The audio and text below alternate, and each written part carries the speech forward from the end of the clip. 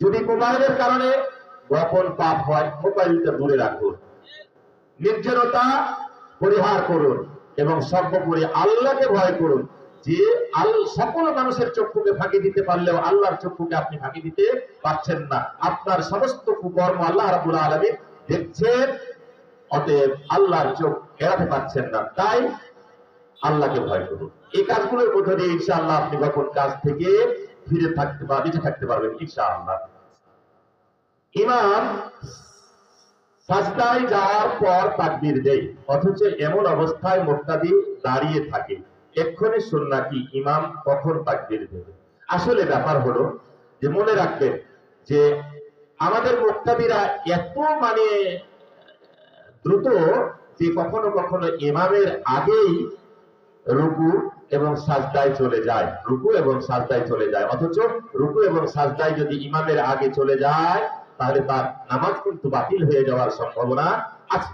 এই জন্য ইমাম সাহেব যিনি হবেন তিনি বিচক্ষণতার পরিচয় দেবেন যে উনি সেজদার নিকটবর্তী স্থানে যখন পৌঁছবেন তখন তাকবীর পাঠ করবেন, যাতে করে মুক্তাদিরা ওই ভুলটার মধ্যে নিপতিত না হয়। এবং মুক্তাদিদের উচিত ইমামের মুতাবাআত করা, ইমামের মুতাবাআত করা। মুতাবাআত মানে হলো কি, একটা পা তুলে নেবেন, আপনি যিনি পিছনে আছেন ওই পা যেটা তোলা হয়েছে ওখানে পা রাখবেন, ওখানে পা রাখবেন। এটার নাম হলো মুতাবাআত। কথা বুঝতে পেরেছেন? জি।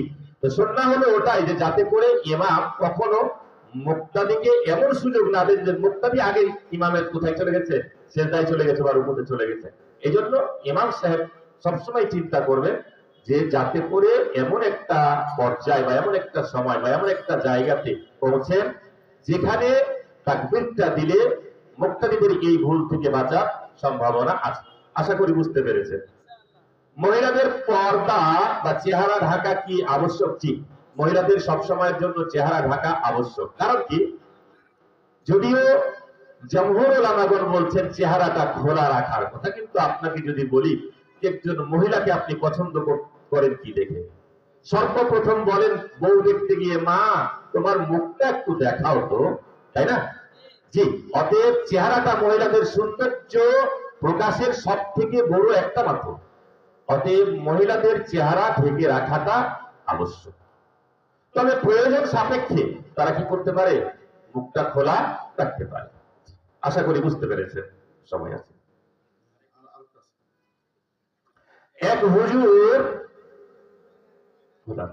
একটা হুজুরের ভাই আর একজন ছাত্রকে মারামারি, আর একজন ছাত্র মারামারি লাগলো। একজন হুজুরের ভাই আর একজন ছাত্র মারামারি লাগলো, মানে মাদ্রাসায় বুঝছেন কি না, তোমার স্কুলে হতে পারে।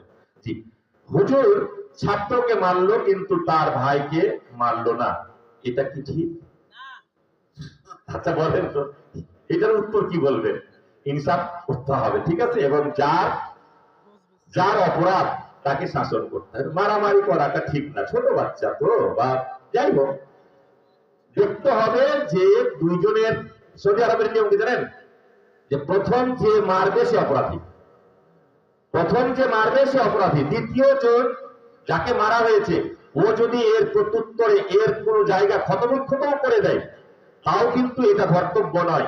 পুলিশ এসে সর্বপ্রথম জিজ্ঞেস করে যে সর্বপ্রথম কে মেরেছে, জি, সেটা সেভাবে লেখা হয়। এই জন্য নিয়ম হলো যে হুজুর হোক, স্যার হোক, আমি হই, আপনি হই, ইনসাফ কায়েম করা, ঠিক আছে? যদি সেটা দেখা যায় যে ভুল যার, তাকে শাসন করবেন, তাকে ধমক দেবেন। আশা করি বুঝতে পেরেছেন। জাযাকুমুল্লাহু খায়র। ধন্যবাদ সাহেবকে প্রশ্নের উত্তর দেওয়ার কারণে। এখন আমাদের মাঝে প্রশ্নের উত্তর দিবেন ফজিলতুল শেখ আব্দুল্লাহ হাদি।